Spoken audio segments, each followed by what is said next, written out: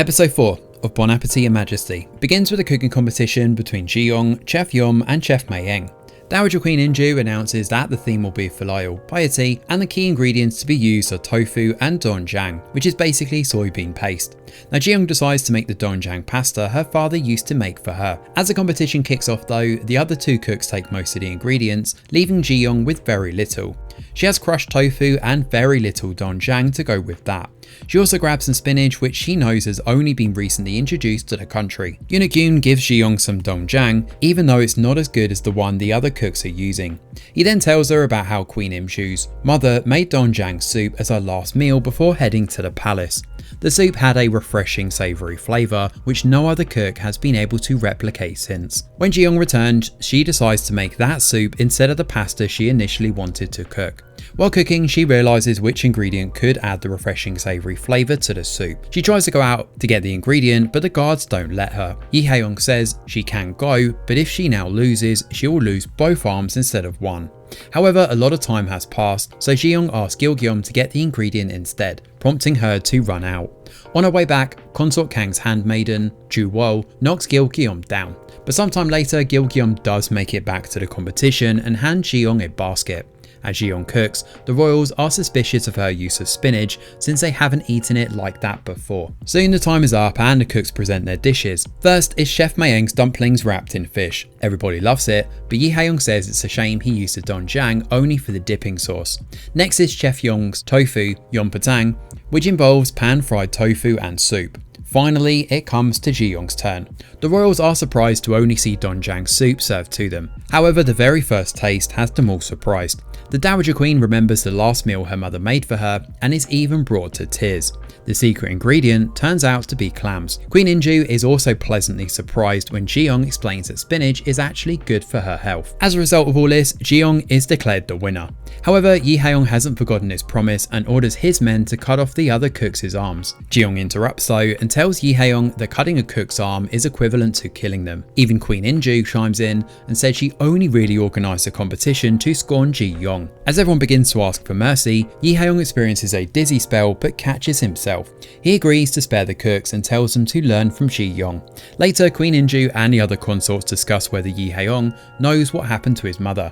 The conversation reveals that she was deposed and poisoned. Ji-young returns to the kitchen where the other two cooks thank her for saving their lives. Now Gil-gyum then tells her that someone knocked her out, but Gong-gil saved her, which is how she could get back to the competition.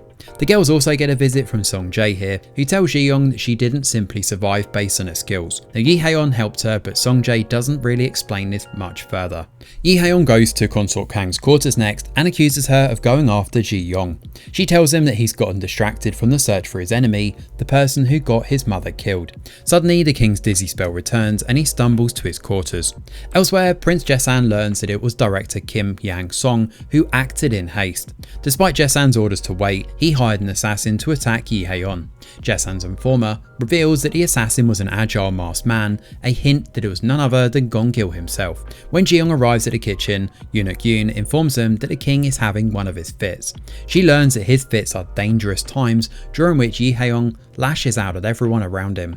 So Ji-young makes doenjang pasta, thinking it may be able to comfort him. When they serve him the food, he makes everyone but Ji-young leave. Despite being in a bad mood, the king does enjoy the pasta. Ji-young explains that her father would make this for her when she was upset. As they talk about her father, Ji-young once again says she's from the future and needs the book in her bag in order to get back. He asks her to tell him about his future, but she hesitates because his future holds the Gapshin Literati Purge, during which he killed the people responsible for his mother's death. This was followed by a revolt where Yi Hae-young was deposed.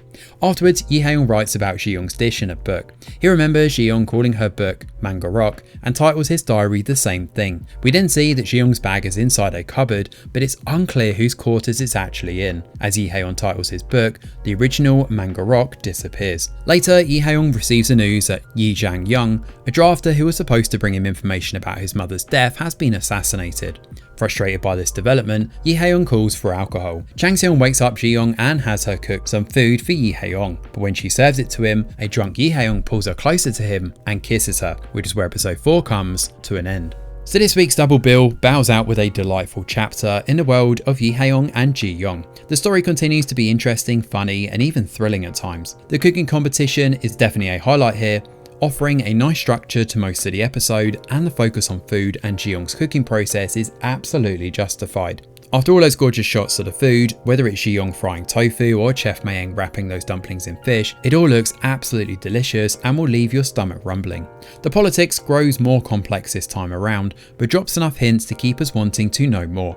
However, Im Yeon-ah takes the cake. Whether she's dealing with Yi Hae-young's tyranny or giggling with her friend or taking charge of the kitchen, she is an absolute joy to watch.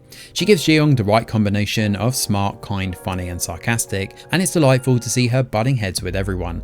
As for that final scene, it looks like we can expect the romance to begin in the weeks ahead. Thanks for watching, and do let us know your thoughts in the comments below. Smash a like or subscribe to the channel, your support is very much appreciated. I'm Greg Wheeler, and from all of us over here at The Review Geek, we'll see you on the next video.